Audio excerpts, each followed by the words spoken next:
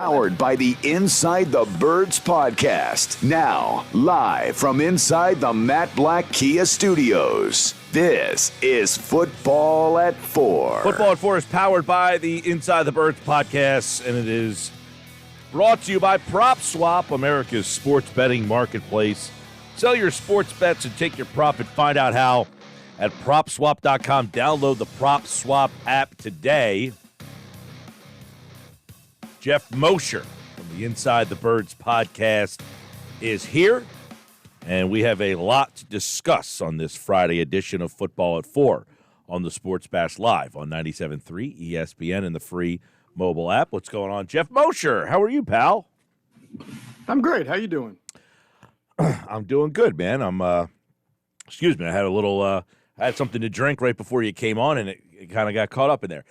I am looking forward to the weekend and, a little championship round of division round of the NFL. Everybody says the best weekend that there is. Looking forward to some good football here. But we got to get down to business. You guys on the Inside the Birds podcast had a lot to discuss regarding Howie Roseman and Nick Sirianni's end-of-season press conference. So let's dive into it. One, Geoff Mosher. That's the big question everyone's been asking. They both emphatically stated that Jalen Hurts will return. Does Geoff Mosher agree? To an extent, I agree. Only based on what options are probably available. I don't believe that some of those big names that at times we thought would be connected to the Eagles are really going to be available. We'll see what happens with Deshaun Watson. I mean, as we sit here today, I don't know that the legal issues are any different than they were as we sat here last year on this day. Or, well, I hadn't started yet, but pretty soon it had. So until those are really cleared up, it's hard to even associate Deshaun Watson with any franchise, let alone the Houston Texans. But as soon as they do clear up, assuming it's someday they do, I wouldn't be surprised if, in fact, I wouldn't be surprised it's kind of harmless. I'd be certain that you would see some kind of linkage between the Eagles and Deshaun Watson there because he's at the top, top 7 quarterback, so why wouldn't you?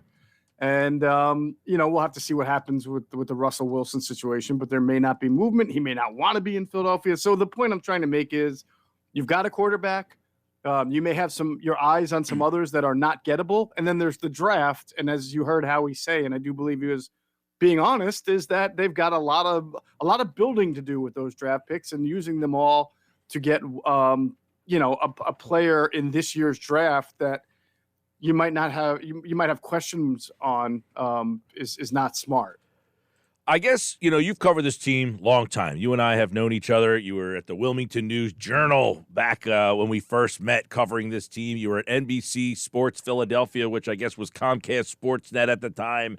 And now, of course, Inside the Birds. So you have been around this team in many different avenues. So you know this team really well is my point. Geoff Mosher. Mm-hmm. Mm-hmm. I don't recall the coach and GM this emphatically supporting a quarterback who has had some gray. It's one thing to say, no one asked about Donovan McNabb. He was the quarterback. But it's, hey, is he your quarterback? Well, right now, yes, he's our guy. Like, never was it, hey, there's no secret. Heck, Geoff, they wouldn't even say he was the starter in the beginning of the season. They wouldn't even say that. So I felt it was very different for the organization to back this particular guy so much. And you hear so much about his leadership and how you wonder if he has won over the right people. That's a great question. And then you'd have to ask yourself, who are the right people?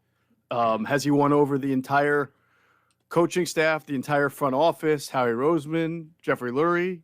Or has he just won over, the person or people whose opinion matters most? I think that is what I look forward to kind of delving into more this offseason to figure out, this decision-making process and how it arrived at that.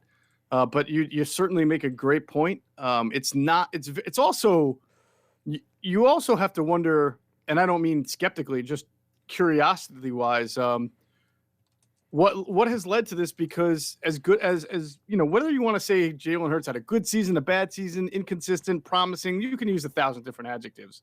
this franchise has never really talked about a player of his at a quarterback position coming off a year that he came off of so convincingly. They always talk about dynamic offense, elite passing. It's very odd to hear Howie Roseman, be at the microphone talking about a guy who had the 27th best passer rating, I believe, that's our guy. And so that's a little bit of a change in organizational thinking if it's really true that they're just completely, pledging their allegiance to Jalen Hurts. That's contrary to what they've said in the past. Now again, if they think that Jalen Hurts will be a top 5 quarterback, that it's not. But then you would like to hear more on why you would think a guy all of a sudden is going to vault himself into top 5 quarterback position, and then how you're going to get that done. Are you building an offense next year that you think is going to be more conducive from the start to what he does best? Is it going to look like a run-heavy offense, which would counterbalance the idea of the elite passing attack, or are you expecting him to be a much better passer in a more West Coast offense? And if that's the case, then that's kind of a projection on their part, meaning that they're going to add to this roster and hope that he takes an enormous leap into that. So, I mean, there's just a whole lot that's coming out that should be surprising to an Eagles fan's ear, because it's not necessarily consistent with how the organization has spoken in the last, 5-10 years. Well, the question you asked Howie Roseman on Wednesday, which, mentioned, hey, I can't imagine it's like not having fingers on your hand. And then all of a sudden, he didn't have any fingers on his hand. It was like watching a bad, gory, mob movie. Hey, give me your pinky and start giving me information here. But you asked, are there scenarios that could arise where you've already given the commitment to Hurts pretty clearly, and that could change? What did you think of his answer that he gave you? Well, I mean, he started to answer the question and then sort of couch it by saying, well, I'm not really just talking about the quarterback position here, even though I directly asked him about the quarterback position. So I thought that was a little strange, but he kind of reiterated, Mike, what he's been saying is that they're better served using these picks and everything they've been building around a quarterback. And so, he didn't mention Jalen Hurts in that answer, I think by name, but he basically talked about the idea of building up the entire team. And obviously, if you're trying to go out and get one of these, Deshaun Watson, Russell Wilson, whatever you want types, that's going to require using a lot of picks, you would think. So we'll see. I thought Jimmy Kempski also asked a really good question along the same lines as I did. And he basically said, like, taking these 3 picks and doing something with them and only coming out with a little instead of a lot doesn't seem to help the overall team process building. But I still think he speaks in wiggle room. He said these assets can let them continue to build, but he also said that his job is to look at everything, to evaluate every position and every player, not only for right now in this moment, but so we have information when these guys become available. So there's always the little bit of wiggle room to say, hey, look, we evaluated this player became available. It wasn't as much as we thought it would cost, or we didn't really think it would be available, and bam, we got him. So we go forward with that. I'm just always going to be a little bit, I think this is fair, be a little bit skeptical of what comes out of a press conference there, just based on past things, not just Howie last year with the fingers, but Doug Peterson one day says my coaches are coming back. 2 days later, they're fired. They changed their mind a lot. It's almost like, happen. and on the coaching thing, it's almost like they told Sirianni, hey, don't give any of your coaches a 100% that they're coming back, because Sirianni didn't say, hey, we love everybody, they're all coming back. Yeah, we haven't got a chance to talk with the owner yet. Yeah, Sirianni 1, Peterson 0 as far as end-of-year press conferences. That was smart by this first thing I thought, Mike, when he said, I haven't talked to all my coaches yet, and then he said, I haven't talked to Mr. Lurie yet. And I was like, this man has learned. Either that or good job. There was a moment in the press conference, Jeff, if the people only listened to it on the radio or listened to it, I don't know that people watched it or anything, but Howie was asked about the job Sirianni did. And it's awkward when the guy's sitting next to you and you have to answer that question, but he answered the question, and then Sirianni gives him a fist bump. Hey, thanks, man. And it's like you wonder what kind of relationship that Sirianni has with Roseman and what kind of say he's going to get about how he wants to build his roster. You do. Because that was a wonder. contention with Doug was, I wish I would have had more input. I mean, he said that in a recent interview. Like, looking back, I wish I would have been more forceful. So I wonder if Sirianni has built this friendship or this whatever it is that makes you feel comfortable to say, hey, Howie, that receiver there, that's the guy I need. That one right there. And that yes. and that Sirianni and that Roseman says, that's the guy you like? All right, let's go. Let's do it. Right. So pardon me if this sounds a little cynical. It's not intended to, but to use that, what you just brought up about Doug, there are times when a head coach is, especially a young one like Nick, where you're just pretty thrilled to be one of 32 because there's just not a lot of opportunities and then not a lot of guarantees in life. So right now, Nick is in rare company. He's one of 32, and that's great. 5 or 6 years down the road, you wonder if things don't go well, if Nick says something like Doug does, which is, I loved my job, but I wish I would have ... right? So I think we have a lot to find out about the power balance, the opinions, whose matters more. I mean, we're in the honeymoon phase right now because it's Nick's first year, and honestly, it's hard to count last offseason because his head's spinning. This offseason, he's coached a year. He knows his personnel. He knows his staff. And obviously, I would assume he'd like to have a little bit more say in things, or just he'll naturally have a little bit more comfort in who he's around, and we'll see how that goes. And I think the quarterback is a big part of that. All right, let's transition over to the 807-word answer. Wide receiver. Give me your overview. Now, he's not going to come out and say my receivers suck this year, okay? That's not what he's going to say. But right.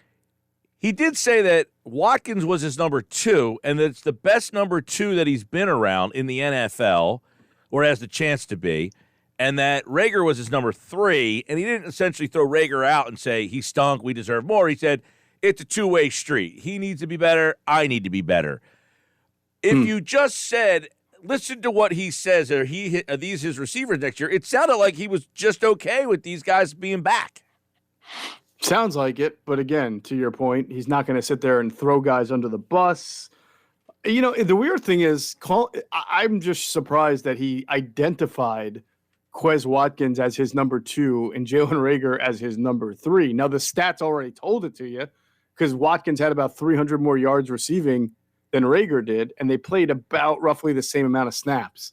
So that just told you who the second leading wide receiver was. It was Quez Watkins. But for him to identify it that way clearly made that delineation point that, and then to say that Quez, as you said, to say Quez Watkins has the ability to be, I think he said, if not the best, one of the best number 2 receivers in this league was. He said, I think out of all the number 2 wideouts I've been around in the NFL, he can be one of the best number 2s that I've been around in the NFL because his skill set and because of his ability to make plays.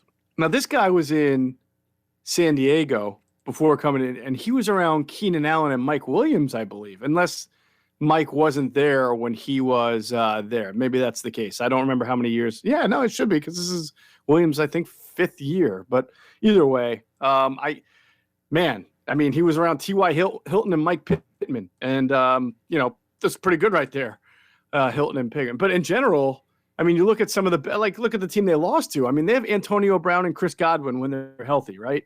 The Rams have Odell Beckham, and they've got Cooper Kupp, and they've got Robert Woods when healthy. You're telling me that Quez Watkins is as good of a number 2 as any of those guys I just mentioned there? I mean, that's hearty praise, and I think that's an insult to the intelligence of the Eagle fan. But you expect a coach to prop up his own guy. But there's a lot of really good number 2 receivers in this league that are far head and shoulders above where Quez Watkins is. Well, Jeff, I mean, with that, they drafted a first-round guy last year, a first-round pick the year before, and a second-round pick, 2 of which have failed miserably. Yes. Yeah. Do you address that position in free agent and get a veteran player to play with Smith, or do you think they go again in the draft and try to build a young group together? I think it's possible they can do both. Will they use a high pick on a wide receiver? I'm not going to discount it, but I doubt it. But I do. I see them lately. Kind of their philosophy, I think, is to try to throw darts, right, and try to use mid to late round picks on positions like that. They're doing it with cornerback as well, or free agent signings, rookie free agent signings, undrafted guys, to try to, hey, if one of these guys hits, then we got something. And Quez Watkins was part of that. He was only a 6th round pick. Hightower was a 5th round pick. He's gone. Travis Fulgham was a guy they brought in, had success with. He's gone. So the dart throwing, other than for 4 games, with a Fulgham didn't really work except for with Quez Watkins. So it worked there. But I do think they need a veteran wide receiver. The history of Howie since he's come back, right, after Chip Kelly, is to try to look for a bargain in free agency instead of blowing somebody out of the water. When he signed Alshon Jeffrey, that was a 1-year deal that he wound up redoing in the middle of the year because it worked out for him. But it was only a 1-year, I think, $14 million with 9.5 as the lowest it could be. He signed Mike. Who's the speed receiver? Mike Wallace, right? Didn't work out, but he signed Mike Wallace. He tried to trade for Marquise Goodwin. What's that? He traded for Marquise Goodwin's another one, right? Torrey Smith, Deshaun Jackson, he traded a 6th round for and brought him in for 2 years. So if we're looking in that vein, it wouldn't surprise me if he went after someone like a DJ Chark, who is, good wide receiver, but was hurt this year and is a free agent, or maybe a Juju Smith-Schuster. Like I can't see him ponying up the whatever it's going to take, maybe 4 years, $60 million for Allen Robinson, but I could see him trying to get one of those good veteran guys on a 1 or a 2 year deal. Yeah, Cedric Wilson's another name that I saw somebody throw out there as a guy who was, like the 4th guy in Dallas, but when he got a chance, he produced. I don't know. I mean, Gallup is a free agent too, so I would be surprised if Gallup walks. I would imagine the Cowboys would try to keep Wilson. We'll see. All right, couple quickies. Let's say on the receiver thing real quick, because I want to get your talk on Reagor, because a lot of fans are going to say, get rid of him, got to cut him. That's not how it works, though, right? Ordinarily, it's not correct. I mean, Nelson Aguilar had 2 really tough first years, and then they moved him into the slot and resurrected his career there and wound up being much better. And a huge part, if we're being honest, of the 2017 Super Bowl team. Then he kind of struggled the year after that. Year after that, if you remember, they had to move him back to the outside due to injuries. That is correct. Just for a couple, they still played him inside quite a bit, but the bottom line, he was just dropping passes that were in his hand. Oh yeah, I mean he had drop problems, but right, they had a lot of injury problems around him where he couldn't be let. He had more focus on him as opposed to the Super Bowl year where they had Alshon and Torrey. Right. He didn't get as much attention. Right, and maybe that helps him if they bring in a veteran wide receiver and you've got Devontae Smith and Dallas Goedert where there's not so much pressure on him. But, you got to look at it from Jalen Reagor's side as well. I mean, he's already being called the number 3 receiver. If they bring in a veteran, now he's the number 4 receiver. That's almost you're almost getting to a point where you're a special teams only kind of guy, like J.J. Arcega-Whiteside has been the last year. So he may say, I think I said this on the podcast, I think both sides need to take 2 weeks off, come back, have a discussion, and figure out if Jalen's still comfortable being here, and if it's not best for both sides to maybe move on. Like people say the Eagles are going to cut him or Eagles have to trade him. Well, maybe he wants to. I mean, maybe he'd like to find a different environment or scenario. You've seen that before. So I don't know what's going to be of his future, but I imagine there's going to be some conversations between both sides about it. What about Derek Barnett? So I think Derek Barnett is just good enough, Mike, to get the type of money where either a team might sign him to be a starter, like their second best pass rusher, or their number 3 pass rusher, which is that was the role he played as a rookie for the Eagles, when they started Brandon Graham and Vinny Curry, and he would come off pretty quickly into nickel and rush the passer. And you see number 3 pass rushers can make some decent money in this league. In fact, Josh Sweat started off the year behind Barnett and Graham and still got that extension that paid him pretty decently as a number 3 pass rusher. So I have a feeling he'll get something decent enough for the Eagles to say, you're not even going to be our number 3 pass rusher. We've got Sweat. We have Brandon Graham coming back, and I bet my life on them using one of those first 4 picks in the top 60 that they got on a pass rusher. And I would also imagine that Howie's going to continue his trend of signing veteran, edge rushers like Kerrigan, like Chris Long, like Michael Bennett 1 year. They traded for him. I'm surprised. I wouldn't be surprised if he brought in a 1-year veteran for depth. So he's going to price himself out with the Eagles. I just don't think he's going to be back. All right, last one for Jeff.